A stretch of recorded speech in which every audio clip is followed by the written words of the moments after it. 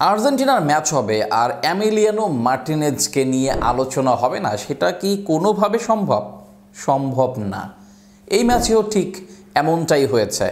প্রথমের আলোচনাটায় আসি, এটা যদিও একটু পিছনের আলোচনা, তারপর প্রথমেই আলোচনাটা শুরু করি। 68 মিনিটে থিয়াগো আলমাদা গোল করলেন, অসাধারণ একটা গোল, এবং সেটা দেখে এমিলিয়ানো মার্টিনেজের রিয়াকশন ছিল ঠিক এই রকম, যে গোলটা হয়েছে অন ফায়ার, এবং ফায়ারিং যে একটা গোল হয়েছে, আলমাদা যে ফায়ার, সেটা এইভাবে উদযাপন করে আসলে বিষয়টা পরিষ্কার করেছেন এই এমিলিয়ানো মার্টিনেজ।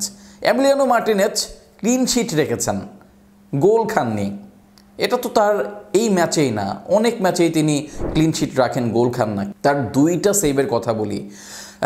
একটা সেভ তিনি করলেন হেডার দিয়ে, এবং ওই বলটা যদি কোনোভাবে ফসকে যেত, কিংবা যেভাবে তিনি এসে জাম্প করে বলটা হেড করে ক্লিয়ার করলেন, এটা আসলে দেখার বিষয়। এবং এটার সাহসটা বোধহয় এমিলিয়ানো মার্টিনেজের মতো গোলকিপাররাই দেখিয়ে থাকেন, এবং সেটা দেখিয়েছেন। এবং আরেকটা সেভের কথা বলি, দূরপাল্লার একটা শট ছিল, শটে গতি অনেকটা কম ছিল, তারপরও শটটা একদম আহামরি আপনি ফেলে দিতে পারবেন না।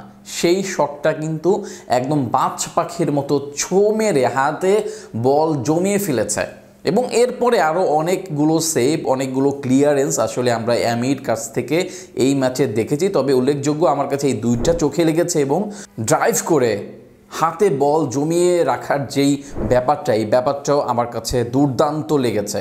এমি মার্টিনেজ আর্জেন্টিনার প্রাণভোমরা হয়ে উঠেছেন, এবং তাকে এই বিষয়ে এখন আর কোনো পরীক্ষা দেওয়ার নেই। তবে এই আর্জেন্টিনা দলকে তার দেওয়ার আরও অনেক কিছু আছে, বয়স এখনও বেশ কিছু বয়স পড়ে আছে, এবং তাকে নেতৃত্বের ভারটাও হয়তোবা নিতে হবে সামনে।